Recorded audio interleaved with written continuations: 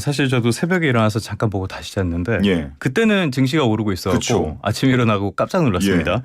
근데 FOMC와 관련된 내용들은 잠시 뒤 코너에서 조금 더 깊게 다뤄보도록 하고요. 이번에는 전반적으로 비둘기파적인 내용도 있었고 매파적인 내용도 있었다. 예. 이런 것들이 섞여 있었다. 이런 평가들이 나오던데 이 비둘기파 매파 익숙하지 않은 분들도 있을 것 같아요. 그렇습니다. 어떤 내용인지 좀 설명 좀 부탁드릴게요. 예, 비둘기, 매, 뭐 우리가 아는 그 네. 새가 맞고요. 각 새들의 이미지나 특징에서 따와서 비유를 하는 말인데 일단 비둘기라고 하면 보통 평화. 그렇죠. 아무래도. 예. 그리고 특히나 흰 비둘기를 생각하면 뭔가 조금 온화한. 착할 것 같은. 착할 것 같은 그런 느낌을 주곤 합니다. 그래서 상대적으로 완화적인 통화 정책을 지지할 때를 비둘기파 이렇게 부르고요. 우리가 뭐 기준금리를 따질 때에는 금리 인하 쪽을 나타낸다고 보면 되겠습니다.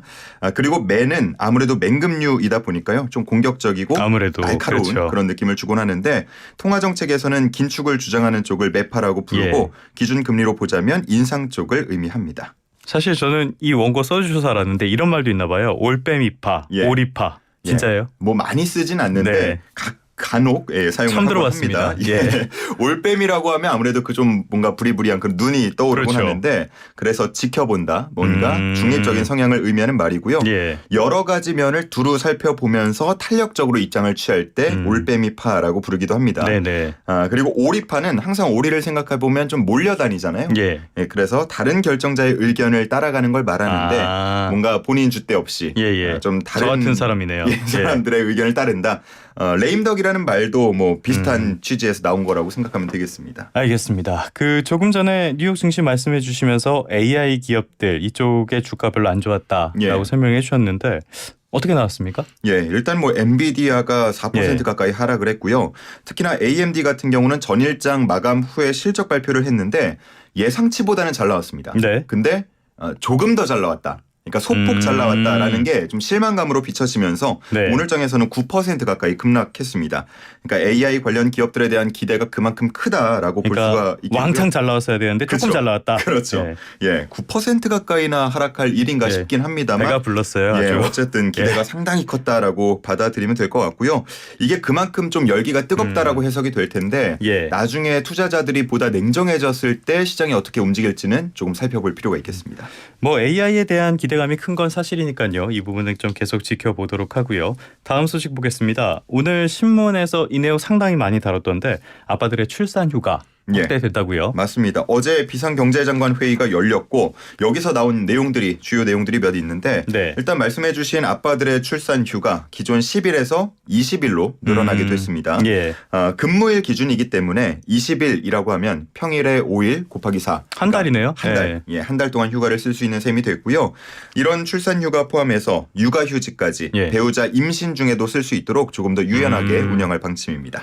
이게 여성의 경제 활동과도 연관이 될 텐데 이런 것들을 확대하는 방안 이런 내용도 있었습니까? 그렇습니다. 육아휴직 급여 중요하죠. 단계적으로 앞으로 인상하기로 했는데 현재는 통상임금의 80% 월 상한액은 150만 원으로 정해져 있습니다. 이거를 조금 더 단계적으로 높이겠다라고 밝힌 상황이고 구체적인 수치는 아쉽지만 나오진 않았습니다. 아직은 안 나왔고. 그리고 경력 단절 여성을 채용하는 기업들에 대해서 세액 공제도 해주고 있는데 업종 제한이 그동안 있었거든요. 동종 업종으로 돌아가야 한다 이런 부분이 있었는데 이거를 이제 폐지하기로 했습니다. 그리고 여성뿐만 아니라 경력 단절 남성에 대해서도 같은 혜택을 마련할 방침입니다. 사실 이 저출산에는 여러 가지 원인들이 있는데요. 이 원인 가운데 가장 큰 부분은 역시 경제적인 이유를 꼽을 수가 있을 것 같습니다. 그래서 부담이 좀 줄었으면 좋겠는데 부영그룹이 최근에 굉장히 눈길을 끈 게 있었어요. 출산 직원들에게 1억 원을 통크에 쏘겠다 이런 내용. 그런데 정부가 이런 모델 도입을 검토한다고요? 그렇습니다. 일단 설문조사를 진행해 보고 있는데 지난달 17일부터 26일까지 국민 생각함 사이트를 통해서 진행을 해봤습니다. 13,000여 명 정도의 국민이 응답을 했고요.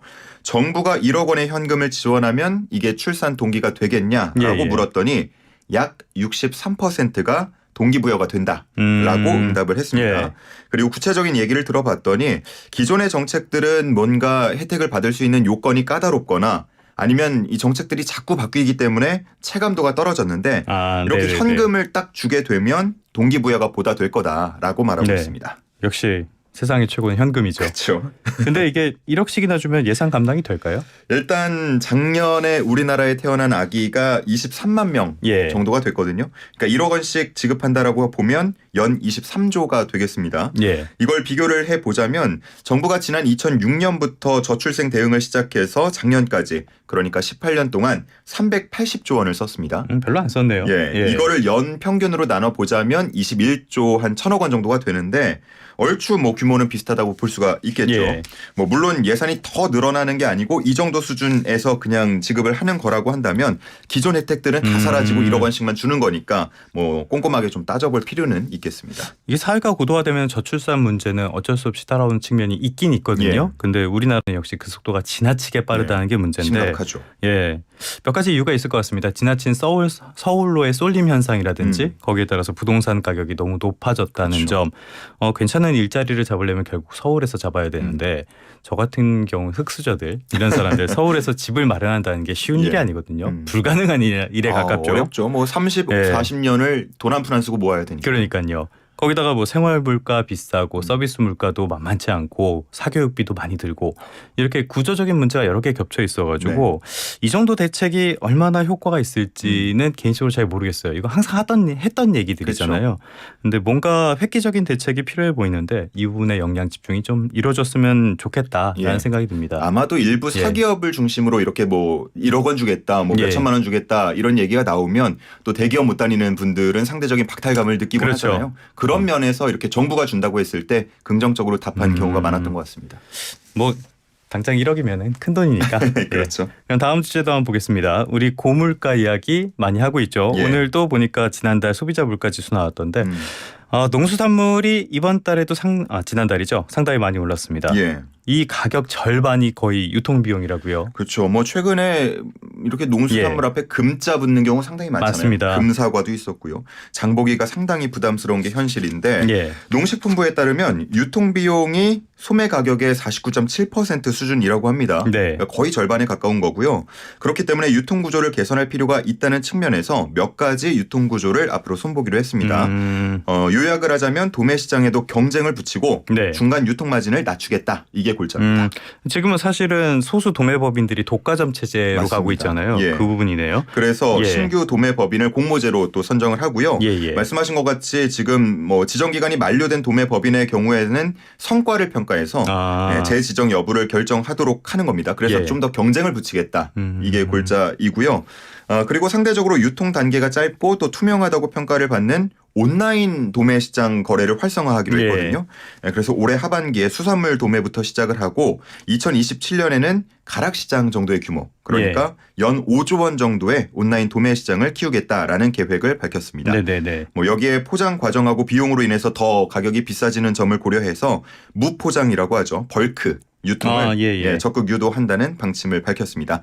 뭐 이런 과정들을 통해서 총 유통 비용을 앞으로 한 10% 정도 이상 줄이겠다. 이게 정부의 목표입니다. 전반적으로 경쟁이 핵심 내용이고 역시 가격을 낮추는 데는 경쟁만큼 좋은 솔루션은 없죠. 맞습니다. 근데 최근에 농산물 가격 오른 거 다른 요인들도 많을 것 같아요. 맞습니다. 뭐 우리나라는 경작지가 좁아가지고 뭐 기후변화라든지 이런 데 취약하기도 하고요.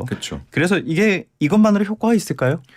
기후변화에 따른 작황 부진 말씀하신 것처럼 지금 가격이 오르는 요인이 되는데요. 그러다 보니까 이렇게 낡은 유통구조를 손보는 것과 동시에 뭐 우리 수입 확대나 뭐 이런 부분 공급적인 측면에서 조금 더 근본적인 해결책이 필요하지 않냐라는 지적도 함께 나오고 있습니다. 이 부분은 좀 뭐 유통구조의 문제라는 점은 항상 지적이 되었던 건데 그렇다고 해도 이번 대책도 지난해 나왔던 대책이랑 그렇게 큰 차이가 있는 것 같지는 않거든요. 어쨌든 문제가 있는 건 사실이니까 정책적인 리더십을 좀 보이면서 돌파를 이번에는 해냈으면 좋겠다라는 생각이 듭니다. 지금까지 경제신문을 대신 읽어주는 남자 이현웅 아나운서와 함께했습니다. 조찬클럽은 오늘 여기까지 듣도록 하겠습니다. 말씀 고맙습니다. 고맙습니다.